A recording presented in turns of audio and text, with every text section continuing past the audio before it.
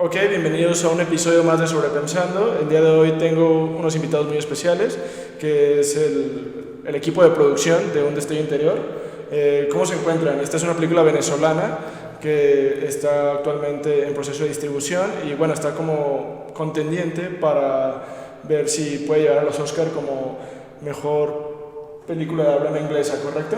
Correcto. Así que, bueno, yo soy Abraham Herm y ¿cómo están? ¿Cómo se encuentran? ¿Se pueden presentar para la audiencia?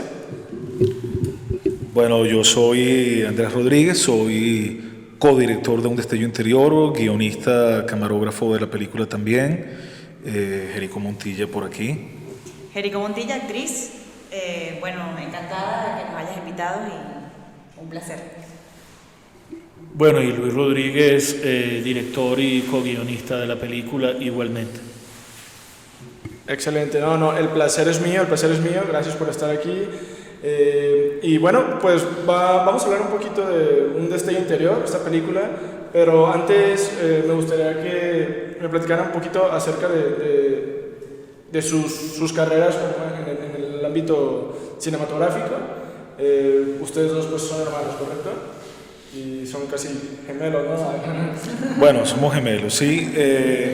Si estás disfrutando el contenido, no olvides seguir el proyecto en cualquier plataforma como Sobrepensando por Abraham Herm. Te invito a que te suscribas al canal y actives la campanita, o que lo sigas en cualquier plataforma como Spotify, Google Podcasts, Apple Podcasts o iVoox. También puedes seguir el proyecto en Instagram como Sobrepensando AF o en TikTok como Sobrepensando por Abraham. Nosotros tenemos aproximadamente cerca de 25, 26 años realizando audiovisuales en el mundo del cine, del intentar realizar cine, ¿no? Venimos del campo documental, hemos realizado cerca de 60 documentales, cortos de ficción, 3 películas, largometrajes de ficción, la primera llamada Brecha en el Silencio del año 2013, la segunda Hijos de la Sal del año 2018 y la tercera Un Destello Interior del año 2020. Y bueno, de alguna manera estos 3 largometrajes, y hablando concretamente de Un Destello Interior, siempre abordan como temas de personas que se encuentran en una situación radical a nivel emocional, a nivel del contexto en el cual se desarrollan. Hay una vertiente social muy importante en nuestro cine y de alguna manera sí, hay un interés como que bastante humanista con respecto a los personajes que tratamos de rescatar, dándole una voz. Ok, correcto. ¿Algo que nos quieras comentar respecto a esta trayectoria cinematográfica, Luis?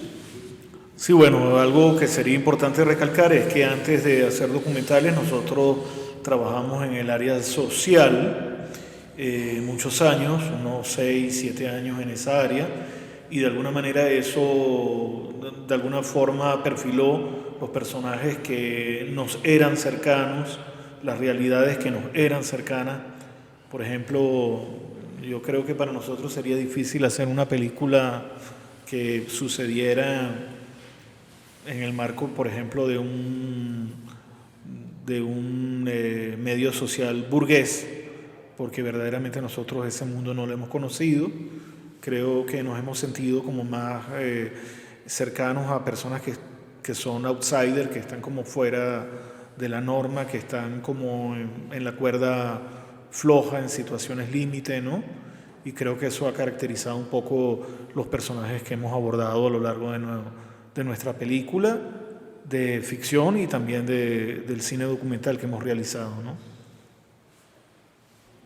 Ok, correcto. Sí, al final de cuentas creo que el cine funge como un medio de denuncia, ¿no? O sea, en gran parte de las ocasiones, debido a que a través del cine se han intentado plasmar diferentes tipos de realidades que muchas veces no son escuchadas y muchas veces la gente ni siquiera sabe que están ahí, ¿no? Porque viven como una especie de burbuja que atañe a su círculo social inmediato, ¿no?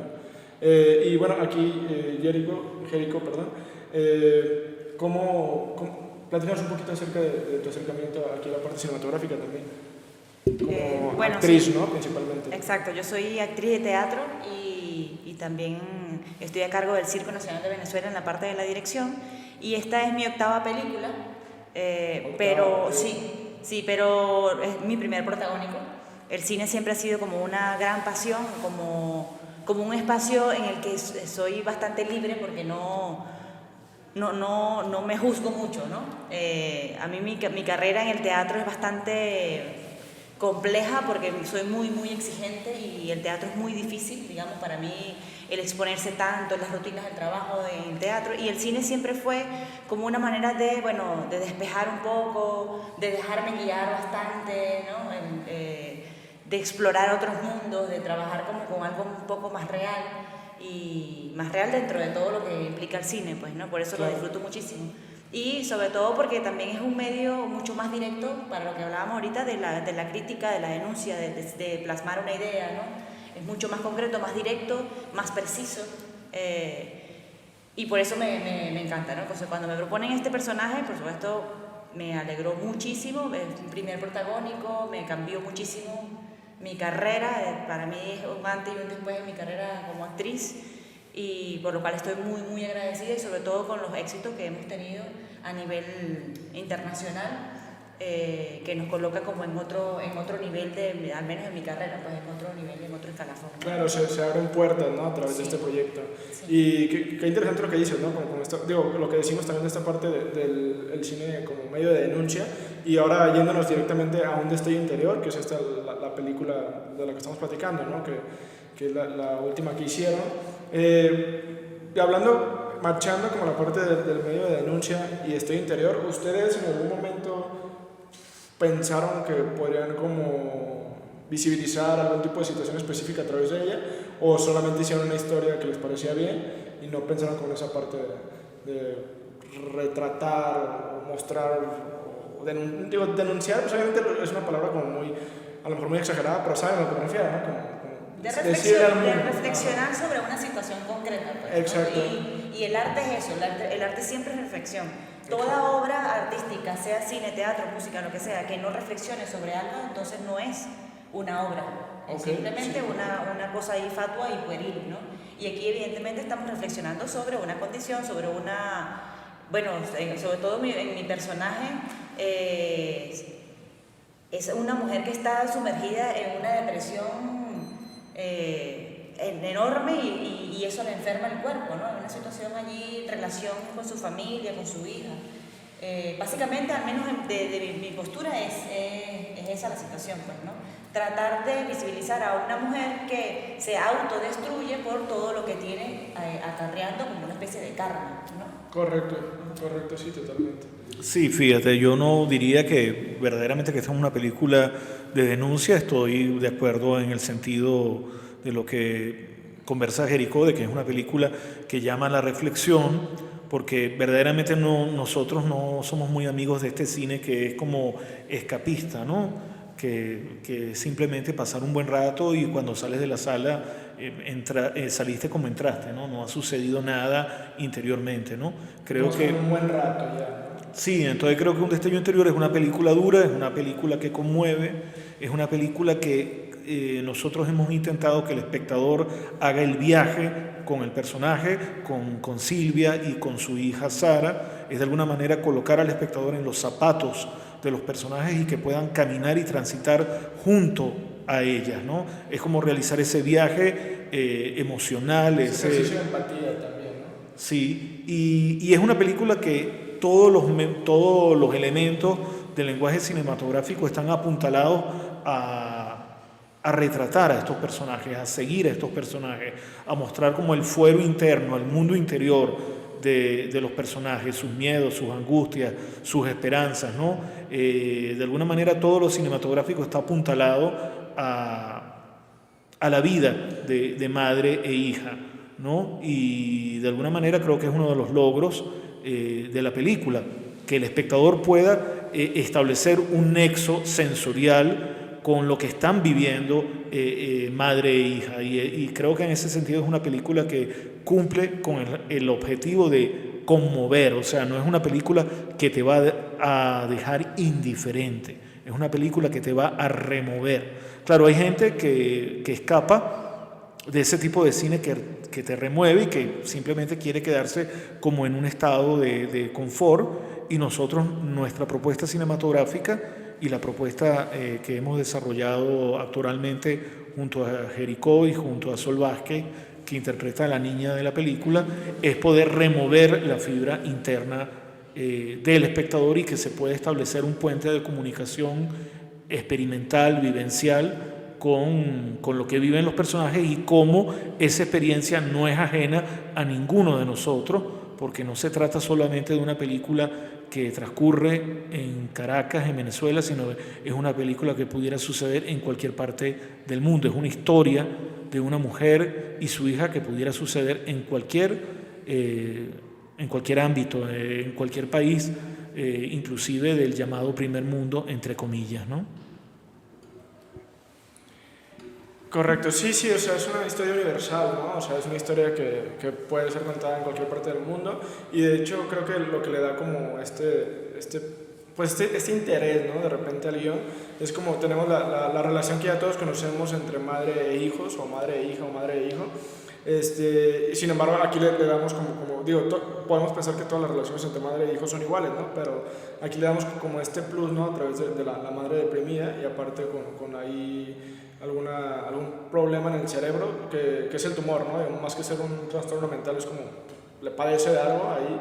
Entonces esto le da como una dimensionalidad a la relación entre madre e hija y esto es como lo que vale la pena contar, ¿no? O sea, que no todas las historias o no todas las familias son como los típicos estereotipos, ¿no?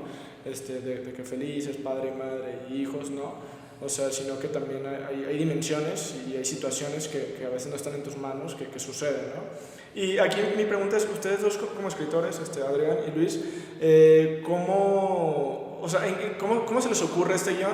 ¿O por qué deciden plasmar esta historia? O sea, ¿simplemente les pareció interesante?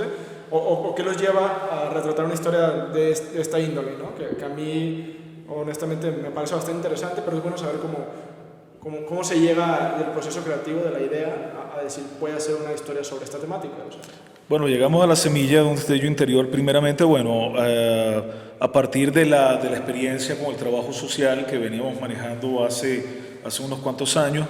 Tuvimos que trabajar con personas que tenían diferentes problemáticas de carácter social, en el sentido de que no tenían hogar, estaban en una situación de calle, tenían algún tipo de enfermedad, de patología, y de alguna manera tú empiezas a recoger esas historias que de alguna manera pudieran estar invisibilizadas, que están como ocultas, que son historias de lucha, historias de realización personal, y precisamente son historias que se encuentran en un contexto o en una situación totalmente límite, totalmente radical. Entonces, creo que siempre es interesante y rico para el espíritu, pienso yo, ver cómo una persona logra sobrellevar una situación difícil. En este sentido, Silvia como representante de la mujer, de la madre latinoamericana, o pudiera ser simplemente madre de cualquier latitud del globo terráqueo, cómo ella tiene que salir adelante con su hija, ¿no? Y es una situación muy sine qua non de nuestras sociedades, concretamente yo creo, a nivel mundial, donde la madre, que es la dadora de vida, tiene que proteger esa vida y muchas veces tiene que luchar sola, ¿no? Para criar a los hijos, para salir adelante, para darles manutención. Y hay el plus de esta situación de que ella está enferma, pero de alguna manera creo que esa enfermedad es una metáfora, ¿no?, de lo que ha ocurrido emocionalmente con ella, ciertos traumas, ciertas situaciones que no ha logrado solventar y que se corporalizan en una enfermedad. Hay como un simbolismo, ¿no? Sí, hay un simbolismo, hay una metáfora. Realmente la enfermedad de Silvia pudiera ser una enfermedad espiritual, pudiera ser una enfermedad del alma, y que simplemente el cuerpo habla, ¿no? Correcto, y de hecho, abordando toda esta parte de la madre latinoamericana, también, la película aborda la parte del abandono paternal, ¿no? O sea, sí. que también creo que Pues es un tema que a nivel mundo, pues a nivel mundial, pues es algo que es más común, pues, o es más cliché que el abandono maternal, ¿no? Que también sucede, obviamente, pues no tengo estadísticas, pero sé que sí escuchas mucho más en todos lados, como de que el papá se desentiende, ¿no? Entonces siento que en esta parte también, justamente ahorita que me platicabas esta parte de la historia, o sea, que me platicaban cómo llegan a esta historia, pues obviamente hablas que intentas retratar realidades, un poco de cada realidad de las que conociste, de personas en apuros o personas en situaciones precarias.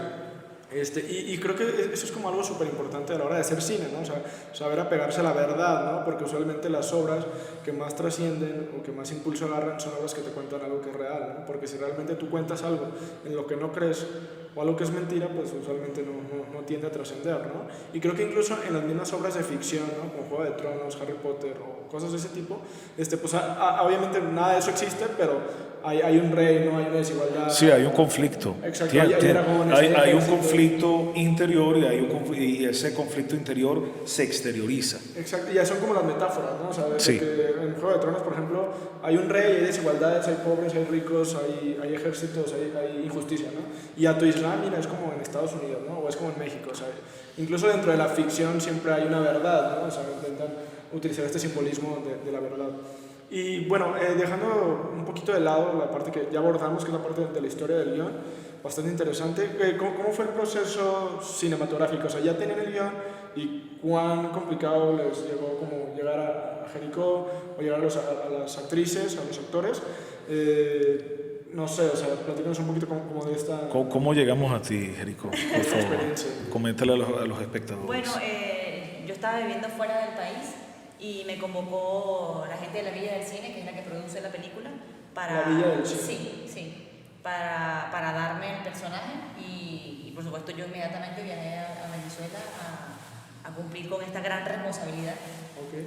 Y bueno, allí pues, estuvimos como conversando con los directores, más o menos cómo iba a ser el personaje, tuve que someterme a una dieta rigurosa para poder personificar el personaje, que se vea con esa calidad física que tiene, ¿no? Tuve muy poco tiempo para la preparación, la verdad, creo que fue 1 mes y medio, quizás. Y bueno, fueron 4 semanas, ¿verdad? Pero yo conocí el trabajo de Andrés y Luis, por supuesto, ellos son unos directores muy respetados en mi país, muy admirados también, y han hecho un trabajo importantísimo, y todas sus películas siempre son como un boom, ¿no? Okay. Entonces yo estaba muy contenta, por supuesto, yo no lo pensé 2 veces, claro que no. Y eso fue también un reto para mí, porque, bueno, trabajar con directores que tengan una trayectoria tan importante en el país, pues no puedo enfrentarme a un proceso de una manera tan frágil y tan ligera. Entonces por ello tuve bastantes riesgos y bastantes sacrificios para poder llegarle, digamos, al nivel que ellos exigían, porque son bastante exigentes en su trabajo, ¿no? Básicamente por ello. Sí, es que fíjate que yo creo que nada bueno se consigue sin sacrificio y sin esfuerzo, ¿no? Y evidentemente esto era una historia que no se podía contar desde la comodidad. Primero, nadie estaba en una situación cómoda. Los actores, las actrices, el equipo de producción, nosotros los directores. Fue una película que se hizo en 4 semanas. Es una película de bajo presupuesto, es una película que tenía a nivel de producción como bastantes retos que había que afrontar, sabiendo que se estaba trabajando con una niña, sabiendo que se estaba trabajando con una relación, digamos, la esencia de la película es esa relación íntima entre madre e hija. Hay otros personajes que son importantes, que están como rotando alrededor de madre e hija. De alguna manera era una película que había que cuidar emocionalmente a nivel actoral, y siempre esos procesos actorales llevan tiempo, llevan preparación. Creo que bueno, el talento de Jericó y el talento de Sol Vázquez jugó a nuestro favor. También ellas tenían una relación previa, porque Jericó era maestra de la niña, de Sol, en el circo. Entonces ya había como una relación de respeto que estaba establecida y que nos ayudó mucho en el rodaje, pues un rodaje de 4 semanas para narrar una historia límite, una historia radical, una historia de emociones como muy contrastantes, ¿no? Cómo tú puedes retratar esa relación de madre e hija donde está presente la esperanza o la desesperanza, la desesperación, la confusión, luego un proceso como o sea, no quiero decir el final de la película, ni mucho menos, pero hay un proceso de crecimiento, hay un proceso de apertura del personaje de Silvia, hay como una redimensión interna, ¿no? De alguna manera hay una especie como ella resucita, creo yo, ¿no? Emocionalmente, espiritualmente, internamente, y todos esos procesos son como muy complejos de que puedan ser captados por la cámara con veracidad. Entonces, de alguna manera, eso fue creo que uno de los retos importantes de la película y creo que se logró en gran medida. Ok, muchas gracias. De hecho, me parece muy interesante lo que mencionas, ¿no? O sea, todo lo que mencionas, pero sobre todo, yo imagino que también ustedes, al ya haber tenido otros 2 largometrajes, ¿no? Muchos documentales y 2 largometrajes, ¿no? Entonces, o sea, aparte de este, 2, ¿no? Sí. O sea, ya tenían 2 hechos, entonces ustedes ya saben como la fórmula de vamos a hacer una película y ya más o menos sabemos a dónde acudir, qué cámara usar. Y de hecho quiero esa parte, sobre todo para los podcast escuchas que son así primerizos, ¿no? Como yo, que están queriendo iniciar a hacer cortos, documentales, largos, etc. A ver, ¿cuán de bajo presupuesto fue esta película? O sea, si lo podríamos traducir como, o sea, dólares para que ubiquemos, para que no se pierdan ustedes como con los pesos y no me pierdan con los pesos venezolanos.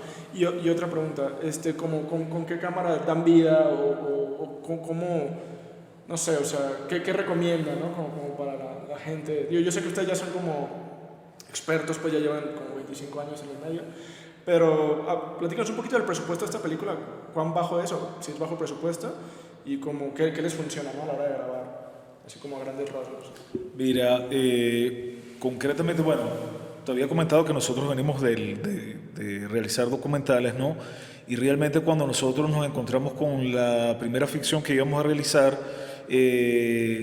nos encontramos con una estructura de 50 personas para hacer un largometraje. Esta era Brecha en el Silencio, en el 2013, y realmente, te lo digo sinceramente, para nosotros se convirtió como en una especie de fardo el llevar un equipo de 50 personas, de 60 personas, porque la movilización era como muy lenta de una locación a otra, de una escena a otra.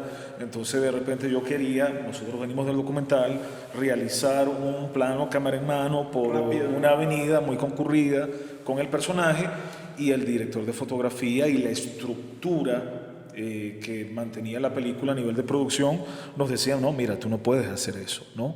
¿Y por qué? Porque tienes 40 atrás de ti. ¿Entiendes? Entonces son 50 personas que tienen que ir detrás de la cámara. Eso a mí me parece un gran incordio, me parece como que un lastre para realizar cierto tipo de cine. Sobre todo estamos hablando de realizar una película intimista, una película de personajes, una película como muy centrada en el drama personal, no es una superproducción. Y realmente yo creo que yo recomendaría sin duda alguna a cualquier realizador de cualquier edad que aprenda a trabajar con un equipo como muy pequeño, como muy orgánico, donde todas las responsabilidades estén como muy establecidas, muy claras y donde todo el equipo esté como muy focalizado, muy enterado de cuál es el logro que se quiere conseguir, de qué película se quiere realizar, ¿no? Obviamente, ese diseño de producción, ese equipo que está trabajando para lograr una meta, va a dar la película que tú vas a realizar, va a configurar de alguna manera la película que tú vas a realizar. Y sobre todo, yo pienso que el realizador tiene que tener un control total realizando la película. Nosotros realizamos la cámara, hacemos la cámara, hacemos la dirección, caleteamos muchas veces, ¿no? Los peroles, los equipos. Tiene que ser un trabajo para nosotros. El cine, el hecho cinematográfico, es un trabajo artesanal. Donde tú estás metiendo las manos en el barro, dándole forma a la película, junto a los actores, a las actrices, ¿no? Es un trabajo colectivo, y si tú tienes 80 manos, 100 manos, mira, yo creo que te puede quedar algo ligeramente amorfo, ¿no? Yo creo sinceramente en un equipo concentrado, un equipo pequeño, pero un equipo como muy conocedor, muy valioso con respecto a lo que está haciendo, ¿no? Esa sería como una recomendación con respecto al diseño de producción y al hecho de que el realizador tiene que tener control total de todas las facetas de un rodaje, desde la obviamente el rodaje en sí mismo, y luego la postproducción, ¿no? Es fundamental. Ok, sí, también totalmente de acuerdo. Yo creo que a partir de ello se pueden llegar como obviamente a resultados como este, ¿no? Como en este interior, y muchas otras películas, ¿no? Que a veces se han hecho como con poco, pero han quedado bastante bien, sí. Documentales también sobre todo.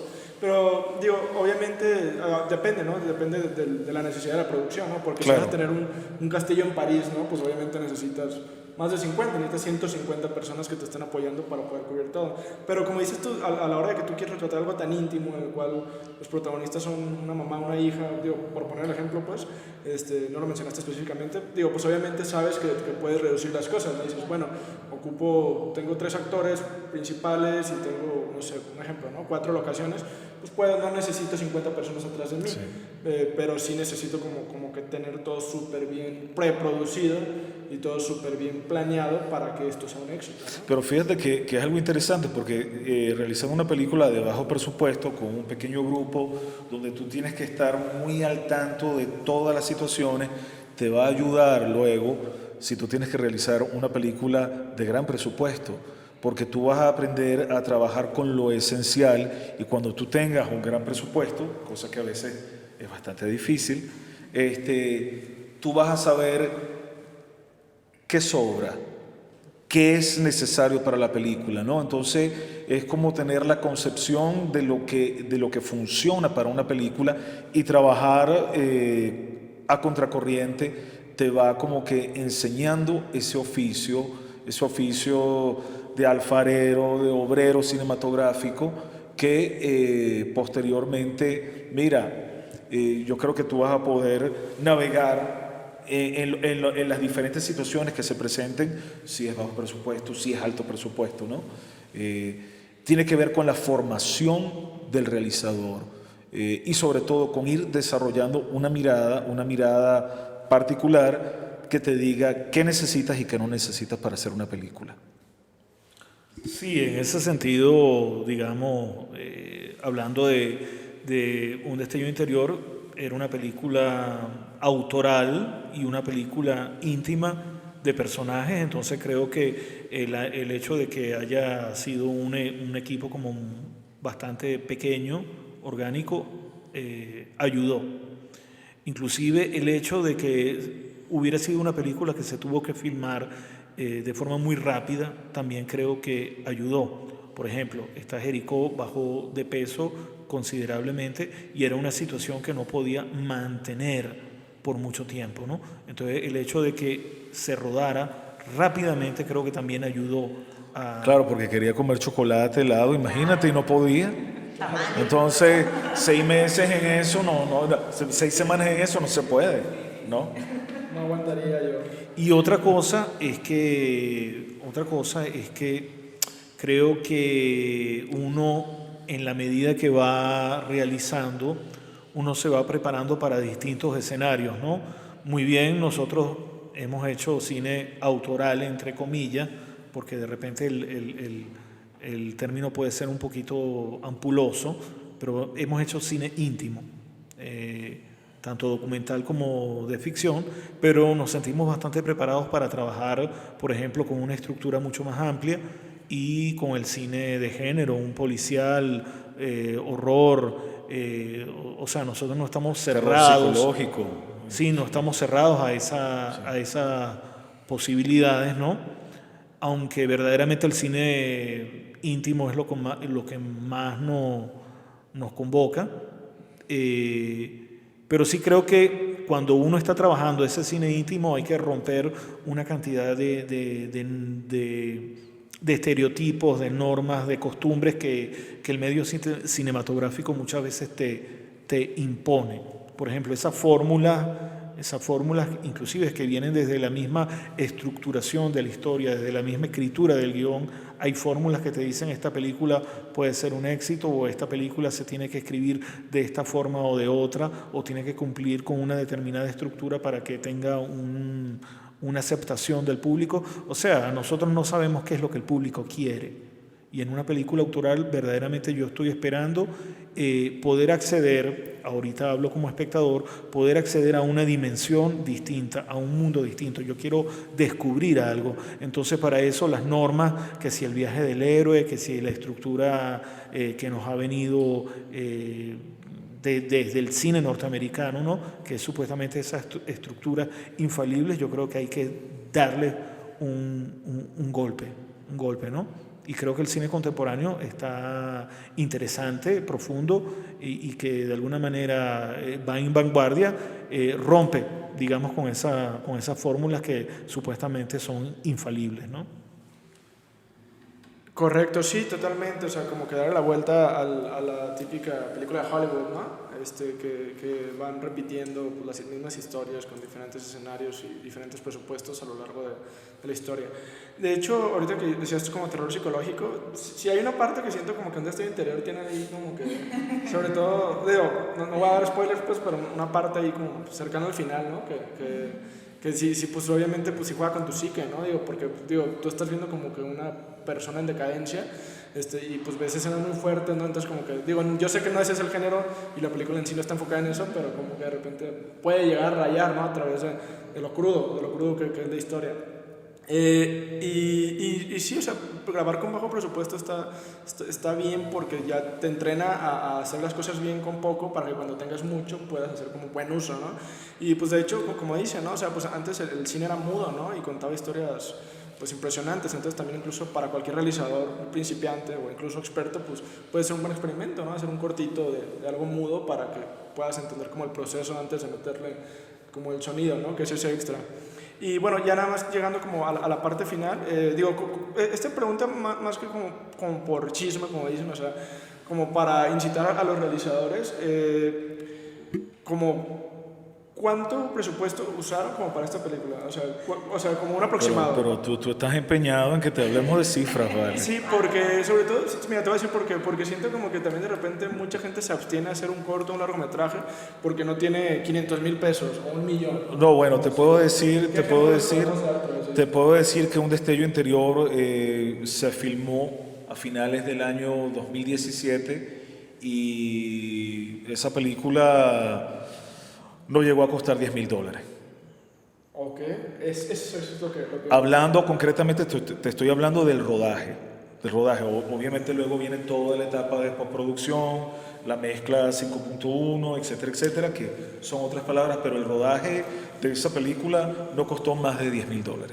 Sí, y te estoy hablando de finales del 2017. Sí, pero además fíjate que después de Un destello interior nosotros hemos hecho un documental que se llama Golpe de Vida, que por cierto estuvo participando en el Festival de Guadalajara, en la selección oficial de documentales.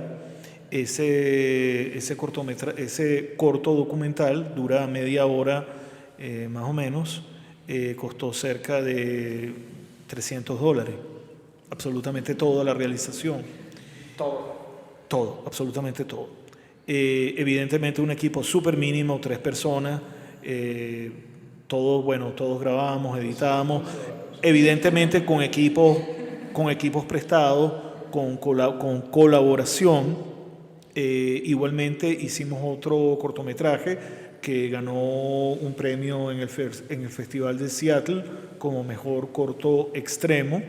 y en California ganó otro premio también y ha estado en otros festivales internacionales, y ese cortometraje lleva como título Ascenso. Lo realizamos con unos amigos y el costo del cortometraje fueron $300, ¿no? Evidentemente hay un equipo que está, digamos, inspirado por ayudándonos a realizar todo esto.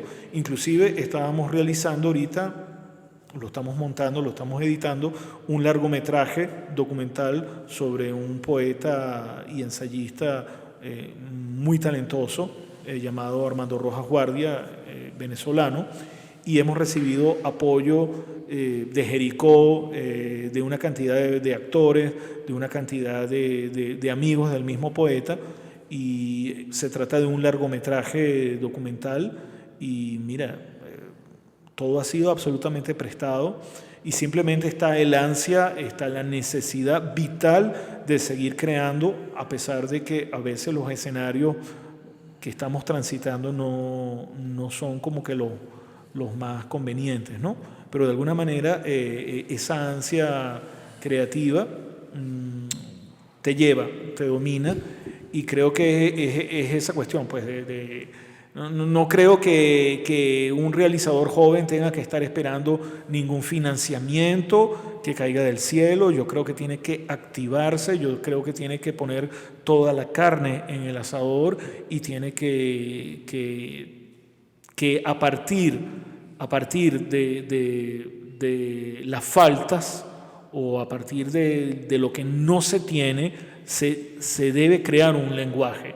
O sea, de alguna manera las carencias se tienen que transformar en recursos creativos. Igual ¿no? eso también pasa cuando uno se procura una carrera desde la dignidad, desde el rigor, desde la disciplina, desde la claridad estética con la que quieres trabajar. Pasa con los directores, es que también hay una suma de voluntades allí bastante amplia, de mucha gente que quiere trabajar con ellos. Y bueno, a mí, por ejemplo, hablando de presupuesto, en esta película no me pagaron casi nada, y yo venía encantada a trabajar, ¿no? Y así pasa mucha gente, porque hay una carrera ahí en la parte de dirección que es clara, que hay un argumento, que hay una corriente estética bastante precisa, bastante orgánica, y la gente evidentemente más bien adora trabajar con los hermanos Rodríguez. Y por supuesto que lo va a hacer de manera colaborativa, ¿no? También. Sí, claro, ¿no? O sea, que hay una planeación, ¿no? O sea, que hay una seriedad, que obviamente se sabe, por ejemplo, aquí que los hermanos, obviamente, pues ya levantado proyectos, o sea, son gente seria. Tú cuando vas con ellos, pues sabes que hay garantía, ¿no? De que no te van a traer así, que, ay, no, que no tienen ni siquiera como un plan de rodaje, o sea, ya saben, o sea, ya conocen el proceso y ya son garantía, ¿no? Allá en Venezuela. Y eso es lo chido, ¿no? O sea, mínimo tú sabes que no te están pagando a lo mejor mucho, pero sabes que el proyecto va a valer la pena y que te va a dar currículum, te va a dar renombre, y te va a dar, pues, sobre todo te va a dar esa felicidad de saber que estás haciendo lo que te gusta. Un aprendizaje, ¿no? También. Exactamente. Sí, que te va dando experiencia, ¿no? Y qué bueno que hayamos hablado todo esto, de esta parte del presupuesto, porque para el podcast escucha, ¿no? Que ahí está esperando hacer su corto con la Black Magic de 1 millón o con el $1,000,000, pues no, o sea, y justamente lo hablaba en un podcast con Cristo Fernández y con Hervé Yeyarte, el director del Festival Internacional de Cine con Valores, que pues siempre hay maneras de hacer cine y que a veces no hay que dejarse llevar por la pretensión de tener como que todo el presupuesto para hacer la película. Obviamente no satanizo los grandes presupuestos y no satanizo las cámaras caras y no satanizo meterle mucho dinero a tu producción, porque hay producciones que así lo merecen. O sea, si vas a grabar ahí ficción o si vas a grabar algo que requiere cierto tipo de escenario, cierto tipo de cosas, cierto tipo de props, pues obviamente a veces no lo vas a hacer si no tienes el $1,000,000, ¿no? O sea, porque pues es necesario, porque la sociedad se mueve así. Pero en muchas otras cosas pues hay que ser realistas, ¿no? Hay que ser autocríticos y saber hasta qué punto mi proyecto sí necesita el dinero o hasta qué punto lo puedo levantar sin necesidad de tener la cámara de 500,000, ¿no? Que la rente y que no tengo dinero para rentarla.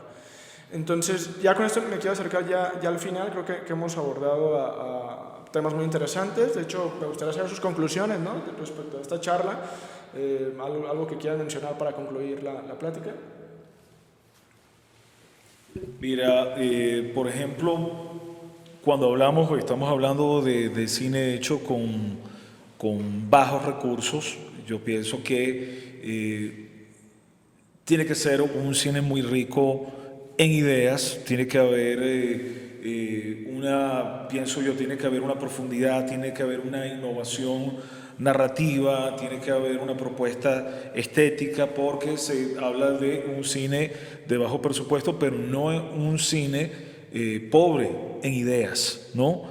Entonces yo pienso que es muy importante focalizarse sobre cuál es la narración, cuál es la historia que queremos contar, y tenemos que ser muy realistas ante eso, ¿no? Porque obviamente imagínate que uno, sin tener los recursos, quiera hacer una película de ciencia ficción. Yo creo que también es muy importante para cualquier realizador, sobre todo para los jóvenes, ver cuáles son los personajes que están más cercanos a ellos, cuáles son esas fantásticas historias que están allí en la cotidianidad, que están en la esquina, que están en su casa, que están en su comunidad. Y yo pienso que es la génesis, ¿no?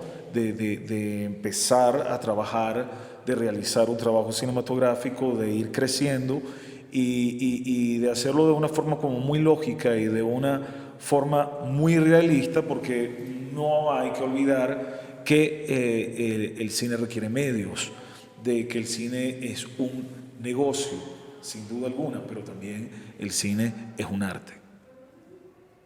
Sí, bueno, en ese sentido, ya como para ir cerrando, sí creo estar de acuerdo con lo que dice Andrés, de que a la vuelta de la esquina, al lado tuyo, hay una gran historia y muchas veces, a veces nosotros no nos damos cuenta, ¿no?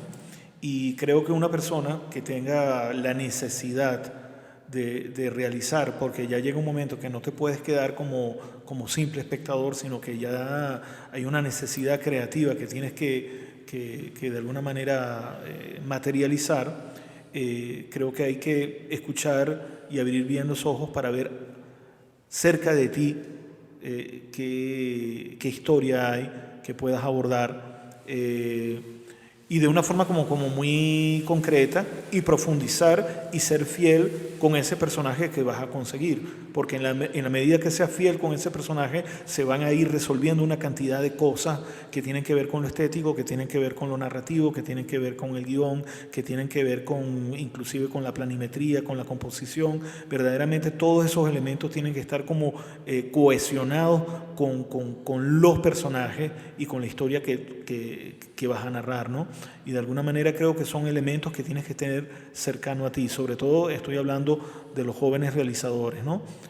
Porque de alguna manera encapricharse con una historia, con un guión que de alguna manera su producción va a ser como muy complicada, creo que te puede como dejar en una especie de paralización, ¿no? Entonces creo que hay que movilizarse, creo que hay que estar en constante movimiento, ¿no?